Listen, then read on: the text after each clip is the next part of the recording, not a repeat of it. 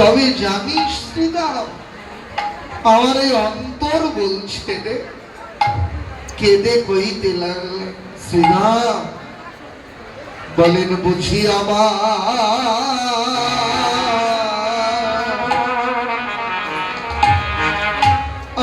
মা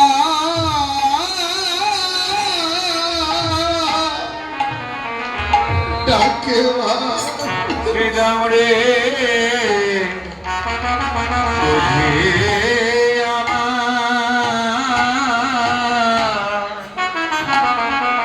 আমার মাটা কে ভাই নবনী খালা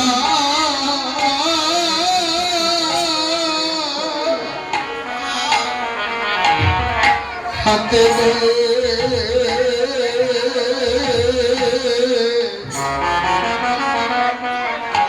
শ্রীরাম রে বুঝি বুঝি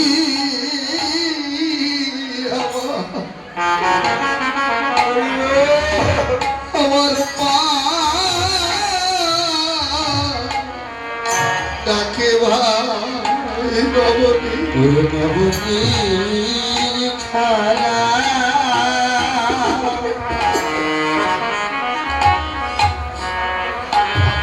ওরে নবনীর খালা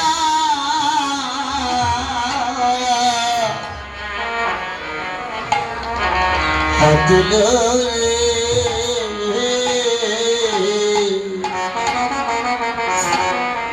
শ্রীরাম রে শ্রীরাম রে বুঝি বুঝি আমার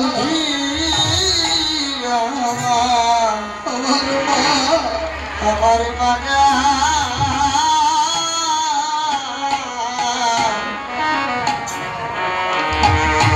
মাকে ভাই শ্রীরাম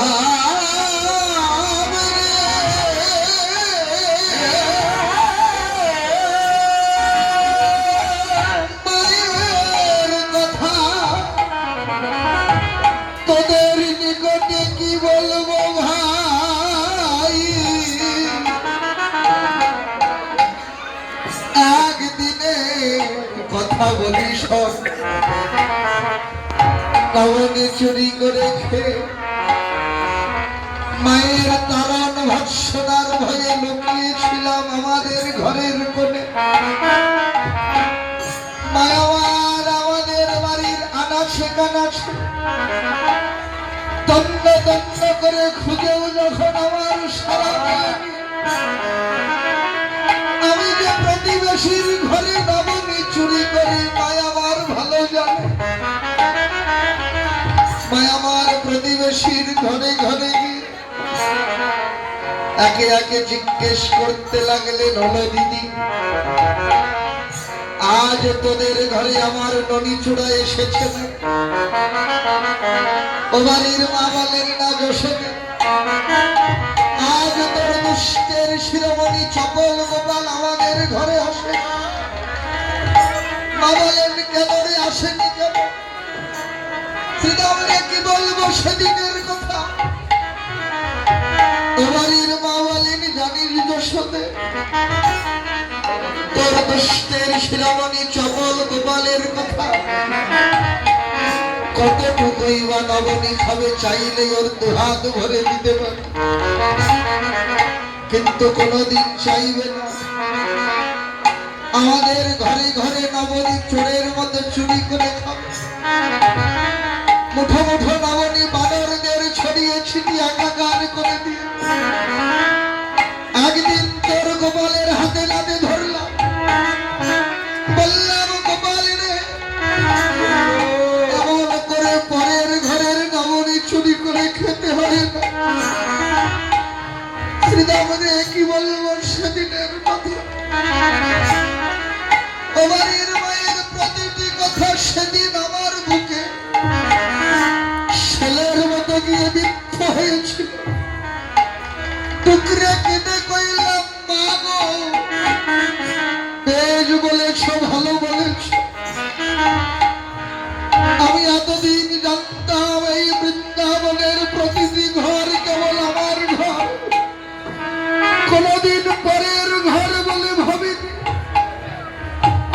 তুমি নতুন করে সেখানে এটি পরের ঘর এটি নিজের ঘর, আর কোনদিন তোমাদের কারো ঘরে আসব না, তোমাদের কোনো অন্যায় অনিষ্টের কারণ হব না। এতেও যদি তোমাদের কারো স্বাদ না হয়, জনমের মতো বৃন্দাবন ছেড়ে চলে যাব, তবে তোমাদের কোনো অন্যায় অনিষ্ট করব না। শ্রীরামরে যেমন আমি কথাগুলো বলেছি, বাড়ির বাকি যেন কি বুঝে আমায় বুকে জড়িয়ে ধরে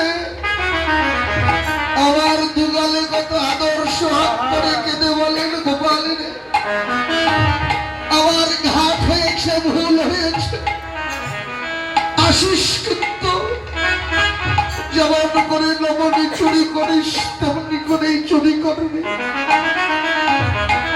তোর বদন না দেখলে মরণে মরি। শ্রীরামরে সেদিন হতে আমি আর কারো ঘরে যাই না, মায়াবার প্রতিবেশীর ঘরে ঘরে